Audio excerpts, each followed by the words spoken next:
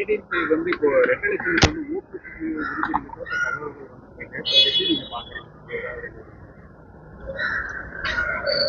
இல்ல நிஜமா அதிக ஷுவரா தெரியுமா? இல்ல இல்ல இல்ல அது செக் ஷுவரா கன்ஃபார்ம்டா கேக்குறாங்க.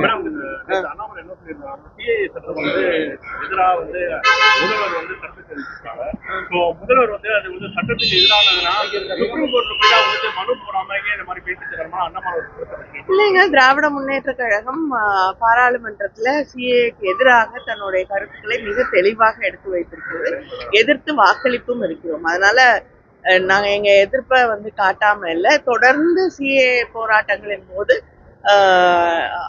அத்தனை இடங்களிலும் போராட்டம் நடந்த இடங்களிலும் திராவிட முன்னேற்ற கழகத்தின் சார்பிலும் போராட்டங்கள் மேற்கொள்ளப்பட்டது. அதே மாதிரி தேர்தல் பண்ற விஷயத்துல பிஜேபிக்கு வந்து அதிகமா நிதி வழங்கப்பட்டது ஒரு குற்றச்சாட்டு வச்சிருக்காங்க. என்ன சொல்றாங்கன்னா, பிஜேபி வந்து இந்தியாவில பல மாநிலங்களா ஆளுநர் இருக்கும். ஆனா திமுக வந்து பாத்தீங்கன்னா கும்மிடி பூண்டிக்குள்ள வந்து அவங்க வந்து கட்சி நடத்திட்டு இருக்காங்க.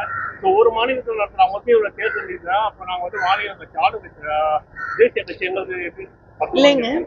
நிறைய சந்தேகங்கள் இருக்கு. அவங்களுக்கு யார் யார் வந்து தேர்தல் நிதி வழங்கியிருக்காங்க, எதுக்கப்புறம் வழங்கியிருக்காங்க அப்படிங்கிற கேள்விகள்லாம் வருது. ஒரு ரெய்டுக்கு அப்புறம் வந்து பல பேர் வந்து அவங்களுக்கு பார்க்கும் பொழுது, வெளிப்படையாக பார்க்கும் பொழுது ஒரு அச்சுறுத்தலுக்கு பிறகுதான் நிதி வழங்கப்பட்டிருக்கு அப்படிங்கிறது பல பேர் சொல்லக்கூடிய கருத்தாக இருக்கிறது. அது மட்டும் இல்லாமல் இந்த சட்டமே இதுவே வந்து அன்கான்ஸ்டிடியூஷனல் அப்படின்னு சொல்லி சுப்ரீம் கோர்ட்டே சொல்லக்கூடிய ஒரு சட்டத்தை அவர்கள் கொண்டு வந்திருக்கிறார்கள். இதுதான் உண்மை.